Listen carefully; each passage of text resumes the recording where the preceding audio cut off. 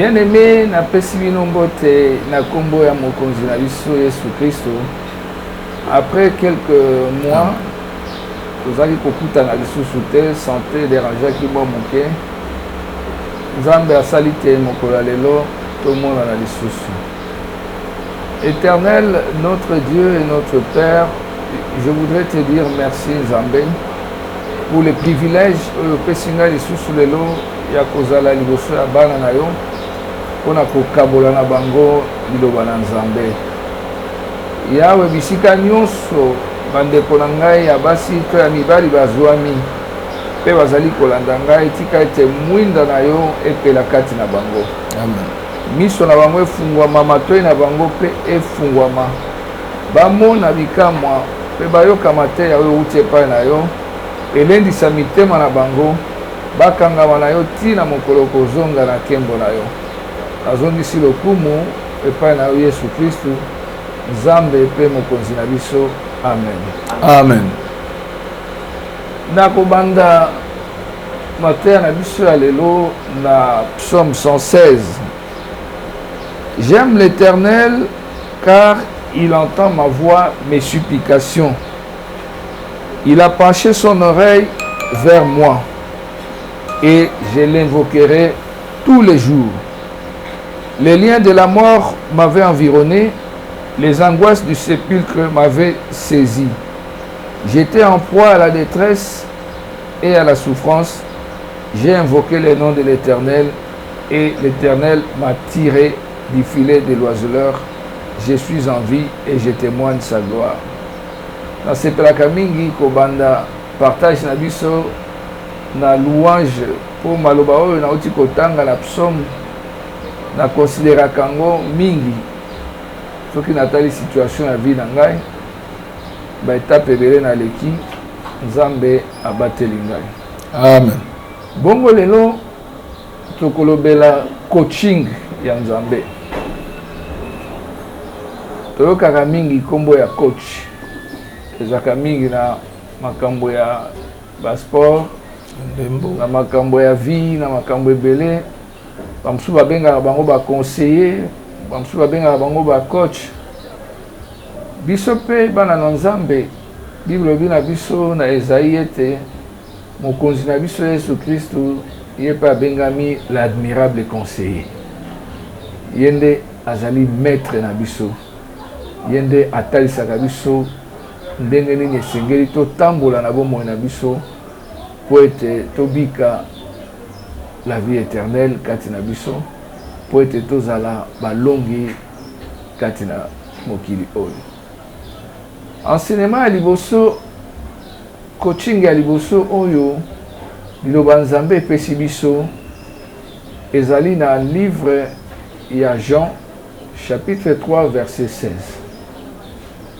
Bible bina biso, Dieu a tant aimé le monde qu'il a envoyé son fils afin que quiconque croit en lui ne périsse point mais qu'il ait la vie éternelle. Coaching na biso yango wana ya liboso oyo nyonso azana motema ya kondima ete Yesu Masiya aya na mokili oyo mpona kobikisa biso, ye wana nde akozwa bomoi ya seko. Na même livre ya Jean tomoni na ebandeli balabi na biso ba oyo nyonso bayambaki liloba wana. À ceux qui ont reçu cette lumière qui est Jésus-Christ, il a donné le pouvoir de devenir enfants de Dieu. Amen. Yango biso tokoma lelo bana na Nzambe, tobengami la lumière du monde, tobengami le sel de la terre. Amen. Bongo na kati ya position tozana yango, nous sommes dans une position privilégiée. Amen. Nzambe atia biso à part. Nous sommes héritiers de la promesse la vie éternelle, nous sommes héritiers de la promesse de la gloire de Dieu. Nous vivons avec le Saint-Esprit dans notre cœur et dans notre vie. Nous vivons dans la victoire. Zambé alobi na biso na Jean 10:10, je suis venu pour que mes brebis aient la vie, mais qu'il ait la vie en abondance. Alobi na biso to prospérer à tous égards. Donc Zambé alingi bolamu na biso. Amen. Alors il a un plan merveilleux pour nous. aza kobongisa makambo ya kitoko mpo na biso. Yango wana esengeli tozala ntango nyonso attaché na Nzambe na biso. Mais au milieu de toutes ces promesses, au milieu de toutes ces assurances que le Seigneur nous a données, toza komona ete banguna na biso oyo bazali manipulés par l'autre camp, bazali très actifs po baluka babebisa ba promesse oyo Nzambe azali kolaka mpo na biso. Baza koluka même bayiba ba bénédiction na biso, bakoluka ba freiner évolution à vie na biso. Mais ce qui est sûr, quels que soient les combats qu'ils nous mènent, ils ne vont pas nous retourner. Amen. Bakozongisa biso na captivité te, bakozongisa biso na servitude ya monguna te. Amen. Parce que Nzambe alobi na biso, je vous ai donné les pouvoirs de marcher sur le serpent, sur les scorpions et sur toute la puissance de l'ennemi. Bien aimé, tango nyonso yo kozwa occasion ya kobondela, senga ete liloba wana elata bomoi na yo, elata misala na yo, elata libala na yo, elata libota na yo. Nguya nyonso ya kouta na gauche na droite, oyo ezali ya Nzambe te, oza na makoki ya kodétruire yango. Nzambe alobi eloko moko te ekoki konweri yo. Mais kati na bitumba oyo tozali na yango, Yesu Masiya alobi na biso soki totali na livre ya Jean chapitre 15, Yesu Masiya alobi na biso, alobi ete tokotanga yango, alobi si le monde vous hait, sachez qu'il m'a haï avant vous. Bato baza koyina biso bayinaka Yesu Masiya avant bayina biso bayina nanu mokonzi na biso. Na base soki totali histoire ya Jésus-Christ pendant son passage sur terre, akutanaki na ba situation mingi oyo batu bazalaki koyina ye. Oyo nyonso yaki koloba, je suis venu pour donner la vie éternelle. Tomonaki liboso résistance ezalaki epai ya bato. Après toye komona opposition ekoti. Après tomoni adversité ekoti. Après toye komona inimitié à tel point que baye ko livrer sur la croix de Golgotha. La résistance est bandit ndenge nini. On a commencé d'abord par l'accuser d'avoir aboli la loi de Moïse. Babandi ko résister. Babi Moïse alobaka na biso boy. Mais yo zoloba na biso nini. On a senti une certaine résistance. Que ce soit les pharisiens, que ce soit les docteurs de la loi, bazalaki ko résister. Balobi non. Motoyo azali moto na Nzambe te. Yesu Masiya aza ko sala miracle na kombo Belzébul. Résistance et bandit, opposition et koti na kati. Baye komemela même mwasi moko asaki adultère balabi na ye, mais Moïse alobaki si moto asali adultère il faut ba lapider. Yo lobini.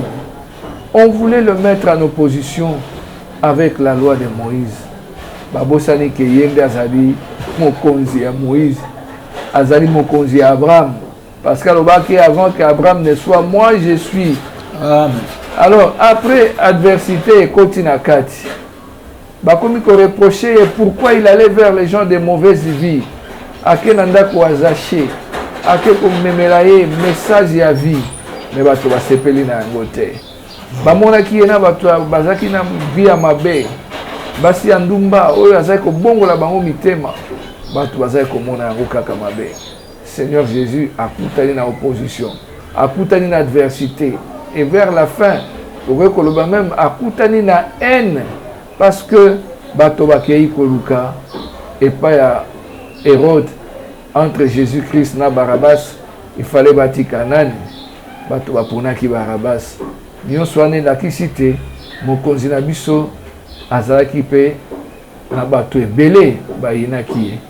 Yango lobi na biso, même si le monde me hait, vous hait, pardon, ata mokile inibino, boye batengai bayinaki biso liboso.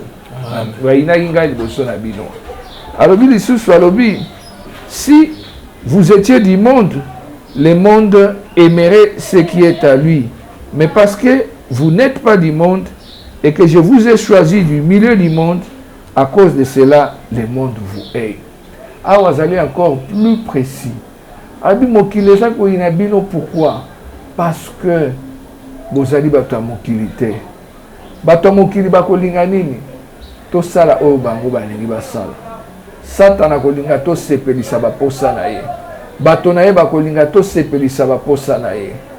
Kasi biso Yesu aponaki biso na kati ya mokili. Po tozala bato ya mokili te, tozala différent. Et c'est à cause de ça aussi, bien aimé, que toujours kutana na ba résistance, toujours kutana na ba opposition, toujours kutana na ba adversité, toujours kutana même na ba persécution na kati ya bomoi na biso. Monguna azali à tout moment kotambola comme Yesu abi na biso, azali ko rôder comme un lion. Il cherche qui dévorer. La Bible dit encore que tous ceux qui portent le témoignage à Jésus-Christ, baza kozala combattu. Yango wana bien aimé, na ningaki na ebisao na tongo alelo. Quel que soit le combat oyo baza ko mener contre yo, zala na assurance c'était ozali na Yesu Masia pembeni na yo. Amen. Il est là, il a donné sa vie sur la croix pour nous sauver. Il est notre Dieu, il nous protège. Amen. Asi alobake ba méchant sort na bango et koyeba. Bien aimé, nalingaki na bakisa sikoyo par des exemples clairs. Pona kolakisa ndenge nini Nzambe azali ko coacher biso lisusu po ete tozala balongi na nyonso. Face ya bitumba toza kokutana na yango. Tozokutana na ba maladie, tozokutana na ba blocage, tozokutana na ba obstacle ya ndenge na ndenge. O monguna azali kobongisa po a décourager biso, po a tia na mitema na biso ete Yesu asalaka eloko te mpo na biso, po alembisa kondima na biso. Esengeli tozala tango nyonso na assurance, tozala na confiance na Nzambe. Amen. David atangi alobi na psaume 24. Alobi l'Éternel est ma lumière, l'Éternel est ma force. De qui aurais-je peur? L'Éternel est le soutien de ma vie. De qui aurais-je crainte? Alobi tango nyonso banguna na ngai bako telema po ete basala ngai mabe, bango nde bako tatabana, bango nde bako kweya. Ata mapinga ya Satana etelemeli ngai ndenge nini, nakobanga eloko te. Ata bitumbe bimeli ngai ndenge nini, nakobanga eloko te. Nakobanga te. Pourquoi? Parce que Jésus-Christ est notre soutien. Jésus-Christ est notre appui. Jésus-Christ est notre secours qui ne nous manque jamais dans les temps de la détresse. La négito zala makaniswa na mitema na biso. Bien aimé na uti kozwa révélation na bandeko bazaki kobondela. Balobi na ngai mboka na biso Congo ezongi lisusu makasi na kati na prison. Le Congo est emprisonné à nouveau. Voilà le message que j'ai reçu. Le frère m'a dit, mais papa, toko sala ndenge nini, Nzambe alakisi biso ke mboka oyo ezongi lisusu na kati ya captivité. Masala ya mabe ekomi mingi. Mabe ekomi partout. Tala même na kati na ba oyo babengami bana na Nzambe. Oyo babengami église corps du Christ. L'église aujourd'hui, elle est incapable de résoudre ba makambo ebele pour se poser en mboka na biso. À tel point qu'on commence à se demander, à se poser la question, mais quel est aujourd'hui le rôle de l'église? Quelle est aujourd'hui la place de l'église pour le redressement spirituel de notre nation? Tokomi komi tuna, bato bakomi komi tuna. Mais ngai na nyonso ezoleka bana na Nzambe. Naza kolobaka likambo moko, le Seigneur nous a donné les assurances. Alobi na biso que likambo nyonso ezali na tango na yango. Nous sommes dans une prison. Nous souffrons sur notre propre sol. Naoki batu baza koloba nzala. Naoki batu baza kolela makambo classe ya bana. Naoki batu baza kolela misolo za komona na te. Biso Congo mabele na biso komeli biso kwa mabele ya bapaya. Oyo nyonso toza kolinga kosala na mboka na biso. Eza ko marcher te. Eza ko simba te. Notre sol nous a tourné les dos. nos richesses sont en train de partir, nos institutions sont incapables de gouverner le pays et le peuple, lui, il est abandonné à son propre sort. Quel destin pour un si grand pays au côté de la prison de Soussou. Mais Yesu Masiya oyo azali nzambe na biso aloba na biso eloba na ye alobi ete l'esprit du Seigneur est sur moi. Je suis venu pour libérer les captifs. Amen. Yesu pe ayaki pour libérer Congo dans la captivité. Je proclame au nom de Jésus que cette nation, le Congo, sera libérée de la captivité. Amen. Je proclame au nom de Jésus que le Seigneur notre Dieu élèvera à la tête de ce pays, à la tête de nos églises, à la tête de notre famille, de véritables enfants de Dieu. Nous avons besoin de dirigeants au niveau du gouvernement, au niveau du parlement et du Sénat, au niveau de l'institution judiciaire, au niveau de l'assemblée, de l'église, au niveau de la famille, au niveau de la mabota, au niveau de la posa ya bato oyo bayebi liloba na ye o batambusa ba institution wana nyonso ezala ya l'état ezala ya église ezala ya famille suivant la lumière du Saint-Esprit po ete bapamboli ya Nzambe eyeba kozonga kati na bomoi na biso. Amen. Nayebi ete bozali ebele, que ce soit na kati ya gouvernement, que ce soit na kati ya l'église, que ce soit na kati ya ba famille, ba papa bana mingi bozali Nzambe asila kopona pe bino po ete bozala lokola ba David na mabota na bino, po ete bozala lokola ba David na kati ya gouvernement oyo nyonso ezali ya mabe boyeba kotelemelaka yango, boyeba kotelemelaka yango kobelela nguya ya Nzambe kobebisa oyo nyonso ekoki komema mboka na biso na bokauki, oyo nyonso ekoki komema bafamille na biso na bokauki. Bien aimé, soki tozali kopusana te pembeni na Nzambe tokoumela mingi na kati ya captivité oyo. Puissance ya libanda, les puissances de ténèbres ont franchi même les frontières de notre pays, à tel point que nous sommes infiltrés, nous sommes noyautés, non seulement par des armées étrangères, mais aussi par les puissances étrangères. Il y a un monde de ténèbres. Namboka na biso tomoni ba secte satanique ekoti ebele oyo euti na libanda, toyoki oyo euti na mboka boye, oyo euti na mboka boye na kotanga te, na boye kosala bango publicité, mais boyebi yango. Toutes ces forces de ténèbres qui sont entrées dans ces pays et qui emportent pas mal ya ba ndeko na biso na kati na misala wana. Yango wana tozali kosenga na oyo aza kolanda mateya na biso ya lelo à se constituer déjà comme un intercesseur pour ces pays. Nzambe aza na besoin lo sambo ya moko na moko. Alobaka na mosali na David kombo na ye Josué. Nzambe azaki na posa ete apesa bana na Israël mboka oyo esika bakokenda kokumisa kombo na ye.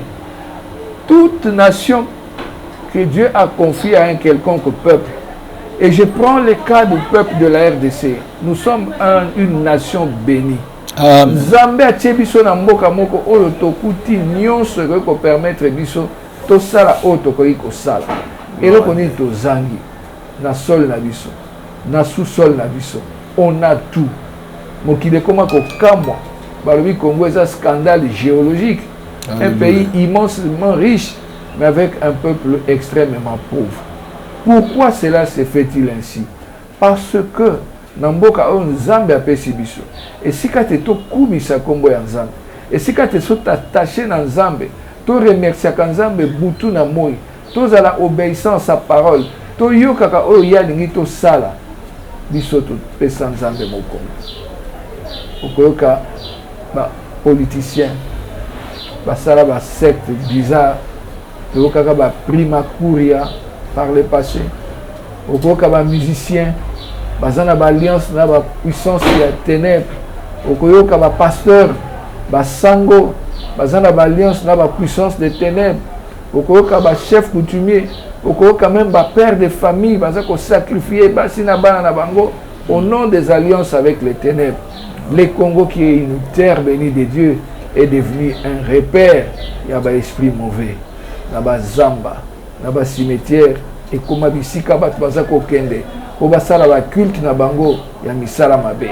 Pembeni na ba bale, quartier, ceux qui monde arabe, ceux qui on a créé pas mal de sanctuaires à la gloire. Il y a Monguna la biso Satana.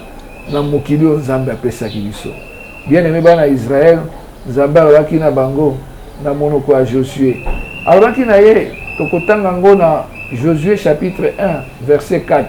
Nzambe alobi na Josué, nul ne tiendra devant toi. Alléluia. Tant que tu vivras. Je ferai avec toi comme j'avais fait avec mon serviteur Moïse. Je ne te laisserai pas. Je ne t'abandonnerai pas. Parce que c'est toi que j'ai choisi pour remettre à ce peuple la terre que j'ai jurée à leur père. Bien-aimé Yozolandangai, tika ete liloba oyo ya Nzambe alobaki na Josué elata mpe nzoto na yo. Yo kozali moponami oyo Nzambe alingi ete otombola mabondeli na yo epai na ye po ete to récupérer mboka na biso Congo. Bandeko na biso baza kobunda ndenge nyonso. Ezala kati ya mboka, ezala na libanda. Toyoki ba phénomène ebele ezosalama. Ba phénomène ya ba résistant ya ba combattant. Ba parti politique et opposition to ya pouvoir. Toza kobunda ndenge nyonso po ete to récupérer mboka na biso. Mais toyebaka likambo moko. Bible bi na biso, si l'Éternel ne bâtit la maison, c'est lui qui bâtit en vain. Yango bana na Nzambe. Tozala vraiment fidèle ya liloba Nzambe. Totosa. Nzambe alobaki na Josué lisusu alobi, fortifie-toi et prends courage. Ne te détourne pas de la parole, ni à droite ni à gauche. C'est à ce prix-là que Josué et les enfants d'Israël ont pu récupérer la terre promise que Dieu leur avait donnée. Et là où ils sont allés, ils ont glorifié le nom de Dieu. Bisope Sengeli to bimisambo kanabiso na prison. To bimisambo kanabiso na prison. Amen. Na sengi na ba homme politique kolongwa na ba conflit inutile ya koelela bokonzi. Ato sali 32 ans. Ato sali 18 ans. Ato sali 42 ans lokola ba président Kadhafi. Ato sali 40 ans lokola président Yadema. Sache qu'un jour tout ça va finir. Mais ce qui est important, c'est que quand Dieu te donne une mission, en tant que président de la République, en tant que chef de l'opposition, en tant que premier ministre, en tant que pasteur, en tant que cardinal, en tant que prêtre, en tant que père de famille, mission on Nzambe apesi yo kokisa yango. En ayant en esprit que nous sommes des passagers sur cette terre des hommes. Gloire à Dieu. Tokoleka. Alléluia. Tokoleka. Tozana tina kowela bambongo te. Là je parle à ceux qui volent de millions et des millions. Okoyiba 600 millions, 1 milliard pour ça nango nini. Ceux qui va tambola nango na maboko na okotiango na basak combien? Est-ce que tu sauras même porter ça? Pourquoi cet égoïsme? Tout ça c'est parce que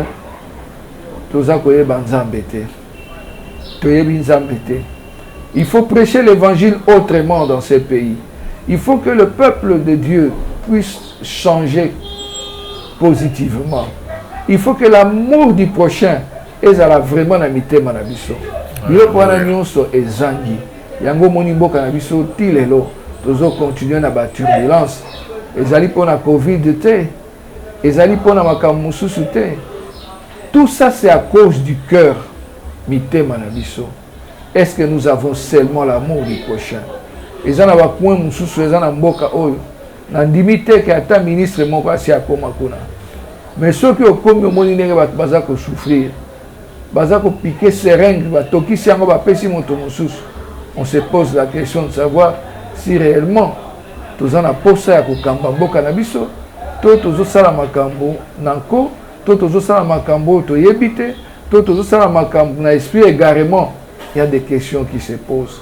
Dans ces pays, je me souviens encore, un jour na okaka cardinal Etsaou, alors qui mais au moins 90% il y a des Congolais, chacun de nous prétend appartenir à Dieu. Chacun de nous prétend connaître Dieu. Mais quand le mal est profond dans ces pays, na habité statistique en le communauté. Combien de gens congolais nyonso soko bandi na gouvernement ti na petit citoyen moto nyonso akolobela yo ke ayebi Nzambe. peut-être 98%, même 99% des gens disent qu'ils connaissent Dieu. On le voit devant l'église, chaque dimanche, ma voiture est tondue. Ma papa, ma maman, bana, ma éco tonda liboso na l'église. Mais tant qu'on peut tambola mabe, est-ce que c'est le 1% des gens qui ne connaissent pas Dieu, baza na base na yango, ou bien les 99% ya bato yo bakenda na l'église? Bien aimé, vidéo moko ezako circuler. Na kati église moko na ebité so eza awa na Congo to ailleurs, bato balalisi bango, pasteur azako beta bango fimbo, ba mibali na basi. Na moni vidéo mususu, pasteur amati na kingo ya moto azali koteya. Mususu pasteur amateli batu na mukongo azali koteya. Bien aimé, quelle naïveté! La Bible est claire à ce sujet. Ne vous laissez pas emporter par tout vent de doctrine. Jésus-Christ, pour akota na Jérusalem, atindaki ba memela ye punda. Mais ba pasteur lelo po bakota na église, bato bakomi kotandela bango mikongo po bamata. Bien aimé, nous sommes en train de nous perdre. La perdition est en train de gagner le peuple de Dieu dans ces pays et même dans ces continents, l'Afrique. Tout ça pourquoi? Parce que le peuple azali côté à Mamalamoute. Le peuple est encore dans l'ignorance. Et Dieu est formel sur ce point. Dans Osée 6,4, il dit, mon peuple périt faute de connaissance. La connaissance ne peut venir que dans la méditation de la parole de Dieu. Alléluia. C'est comme ça que Dieu disait à Josué, Josué chapitre 1, verset 8, que ces livres de la loi ne s'éloignent pas de ta bouche. Médite-la jour et nuit afin que tu aies des succès dans tout ce que tu entreprends. Amen. Bien aimé, le coaching ya Nzambe yango nde kobimisa biso na kati na mikakatano oyo nyonso toza na yango. Nzambe aza na posa ete tozala transformé. Nzambe aza na posa ete tokende liboso. Nzambe aza na posa ete Kongo na biso ebonga. Nzambe aza na posa ete banguna na biso bayoka soni. Yango alobi mpona kosukisa alobi na Malachi chapitre 4 verset 1 à 3 na kotanga yango. Alobi voici les jours viennent ardents comme une fournaise.